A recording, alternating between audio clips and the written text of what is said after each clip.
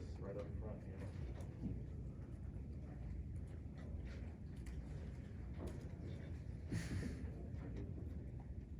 Coach Norville spoke quite a bit about special teams, and obviously you guys want to get more out of that, the disappointment of it.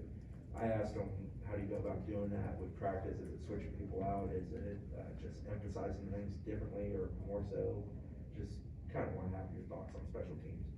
Big picture, it's not, for the investment and the time that is put into it, we haven't reaped the rewards and the results from all of the investment. But, you know, that's a super broad question, right? So, in some cases, I think it's personnel. You know, we gotta look at some different options and give some guys some different opportunities. And in other cases, it's execution. Some of it's coaching, some of it's playing. I mean, there's a lot that's leading us not into being what we expect to be, but it's something that we're committed to doing, and we will get it right. Ira, right side. Ryan, obviously, it's a huge moment for him to come through. Could you just talk about him and what he's like and how you guys have been confident in him, even though he hasn't made every kick, and how big that moment could be for him? Yeah, you know, Ryan in a 5-game span has kind of ran the whole roller coaster of emotions, highs and lows. You know, he the one thing I do like, you know, one of the things I really like about him is his demeanor on the sideline. He doesn't seem phased. I think he knew the whole time leading into that last drive that was going to be how it went down. And I kept taking a peek over at him. I wasn't going to go over and really bother him. And he seemed in the moment. He seemed calm. He seemed collected. We were obviously all aware they had a timeout. And he was probably going to get iced. No issues. You know, he was smiling during the timeout. So I really like his demeanor, his approach, his mindset, and the fact that every time he has had a little bit of a setback, he's come back and answered the bell. You know, he did it after the miss at the end of the game against Notre Dame, came back and hit the 53-yard field goal against Jacksonville State, missed an extra point, you know, earlier in the season, came back, made a field goal. You know, just things that have happened throughout the course of the year. He's always found a way to respond, and I appreciate that about him. Court? When you're looking at kickoff returners, how do you judge or gauge who's good at it in a practice where they're not getting hit? That's a great question. You know, really, you're taking everything into account when you're trying to make those evaluations, especially with the offensive players. You know, it's not just what they've done and what it looks like when they have the ball in their hand from a special team standpoint, but what does it look like when they have it from an offensive perspective? And you know, there's a lot of guys that have some explosive ability that we have on the offensive side, and that was one of the reasons why Papuchis was in there from a punt return perspective. You know, part of having a successful punt return is being able to make the first guy miss, and you know, that's one thing that he shows offensively is that when he catches the ball in those in the screen game and those quick throws, that he can make somebody miss and get vertical. So you're not always just gauging it off of what the return actually looks like, but you're using all the information that you can gather from what it looks like when they have the ball in their hands and how effective they can be. Brendan up front. Kind of following up on that, Ja'Kai Douglas, I think it was Ja'Kai's last kickoff return. It doesn't look like he sprints out. Is that by design? He needed to kind of have a little bit more hurry up on that? Yeah, no, certainly it was. That part was not by design. I think you know, the tricky thing on that last one was, and you know, the thought going into the play was, if the ball's in the end zone, keep it in the end zone. Let's take the ball to 25. He caught the ball about a half a yard deep in the end zone, and I think there was part of him that wasn't sure exactly where he was, and that was the hesitation. You know, what was he a little bit out of the end zone? Because obviously he doesn't want to make a critical mistake in that situation. So, you know, I think that was what caused the hesitation. Moving forward, the best thing to do is just fair catch it, and either way you're good. But I think that was what the hesitation was. That was not a design, and it wasn't something that he tried to do or we tried to do. Back right, Gene. Keeping with the kickoff returns, is the philosophy always gonna be, unless it's deep in the end zone, we're always gonna run it out, or you guys, cause you had pretty rough field position a lot of times on kick returns, is there anything, like, look, if it's in the 5, we're struggling, we're just gonna put a knee down, get the ball to 25, or what's the philosophy there? Yeah, so that's a great question. So, from a big picture philosophy standpoint, like just a program philosophy, we want to create, game-changing opportunities within the kick game. I mean, that's why we spend the time and the focus that we do. Obviously, that hasn't always translated, and we're certainly aware of that. But there's twofold to that, right? There's the mindset and the approach of building the program the way you want to build it. And part of that is not conceding and say, hey, listen, right now we're just not really good at this right now, so we're just gonna fair catch them all. And then there's the flip side of that is being foolish from a coaching standpoint, right? We don't want to put our guys in bad situations and certainly be backed up. So you're trying to build it, but the only way you can build it is if you give yourself a chance. It's kind of like the punt block thing, right? Punt pressure is important to us, but unfortunately we've had 2 penalties on punt blocks. Does that mean we're never going to block a punt again? I hope that's not what it means, but it means we got to just get better at what we're doing. So the same goes true, the same mindset on the kickoff return. We don't want to go into any game conceding that we're just not going to return the ball this week. But we got to make good choices, and we got to improve in terms of everything we're doing there. You know, one of the things, and I know stats can always be skewed and twisted and turned in every way, that especially if you're trying to make it in your favor. But on the returns that we've brought out this year, I think we're averaging the 23-yard line as a start point. Obviously, if we stay in the end zone and start at 25, 2-yard difference is a 2-yard difference. The ones that stand out are the ones that get hit inside the 20, and that obviously has happened. But I don't think we're anywhere near the point where we just want to concede that, hey, we're just going to take it to 25 and keep moving every time, because then you're not building anything within your program the way it needs to be built. And you know, I would say that would be probably true on offense and defense. You don't want to do anything foolish, but you want to keep building and improving and growing, and because there will be a point in time that unit is a weapon for us. Everything in Coach Norvell's history, everything in my history speaks to the idea that will end up turning for us at some point.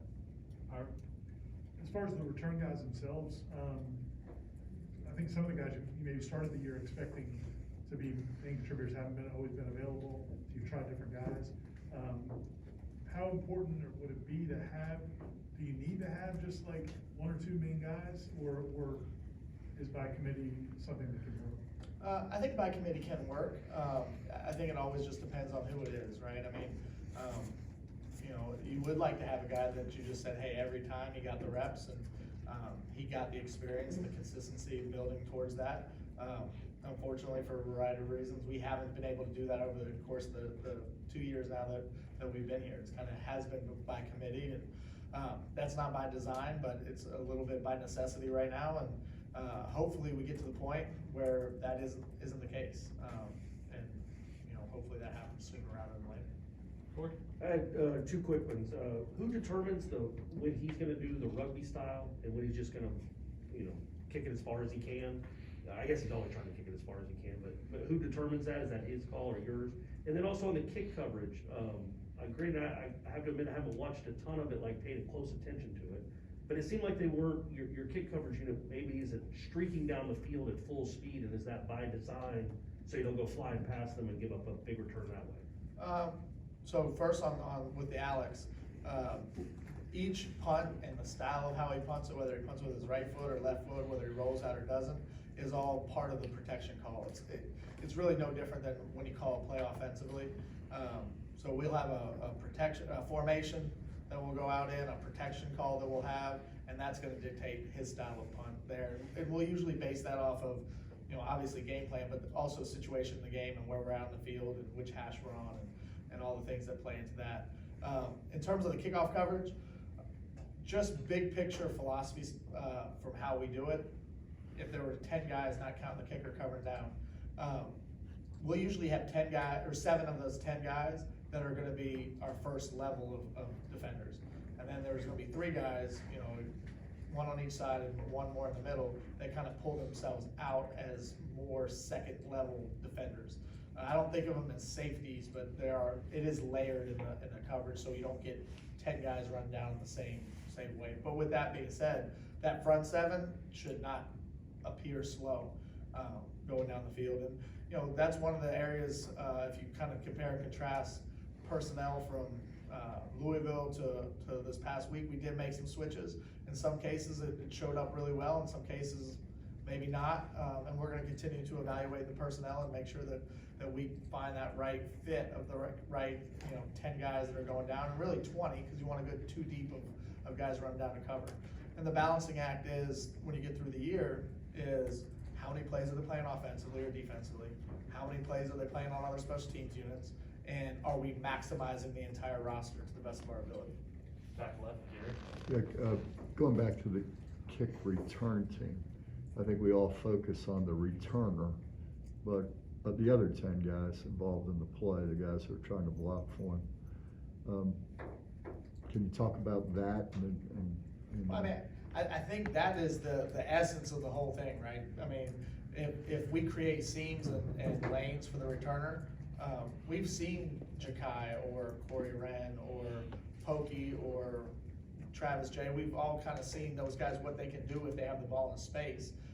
It's our job to one, schematically build a system that creates the space, and then two, go out and be able to execute it and get everybody's hat on a hat and make the blocks that need to be made. And so yeah, I mean, I think you make a good point in that it's not really about the returner. And that's why I mean, of course, a great returner makes things different. We've all seen, just the phenomenal return, where you break tackles and make guys miss. But when it's all said and done, the way it's drawn up is there should be a seam for him to have the ability to hit. Now, we don't usually account for the kicker, and there's somebody else who is usually unaccounted for in terms of the blocking, because the way it goes down. And that's on the returner to make those guys miss. But it's on everybody else who's blocking this to get it started. Right side, Ira.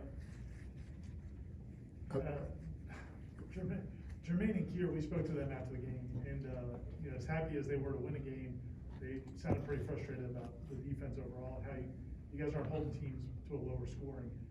What have you seen from guys in your position, but then also just on the defense since that win and improving? Well, I think Coach probably said it in here today, and something that we all believe in. But you go through different experiences because it's what you have to go through to grow the way you need to grow. So from a big picture standpoint, probably needed to win a game the way we want it, because we had been in games otherwise, and it didn't turn out the way that we wanted to. That came down to the last play. But with all that being said, it really didn't have to be as close as it was. We were in total control defensively through the first quarter and a half, and then all of a sudden, big play hits. We came out in the second half and really played well to start the second half. And a big momentum swing was the turnover on special teams, I thought. That kind of changed some momentum there in the third quarter. And then all of a sudden, they were able to score some points. So I think probably without putting words in their mouth, what Kier and Jermaine were probably referencing is just the feel of inconsistency, that we could play really well for stretches of games, and it's happened in every game that we've been in so far.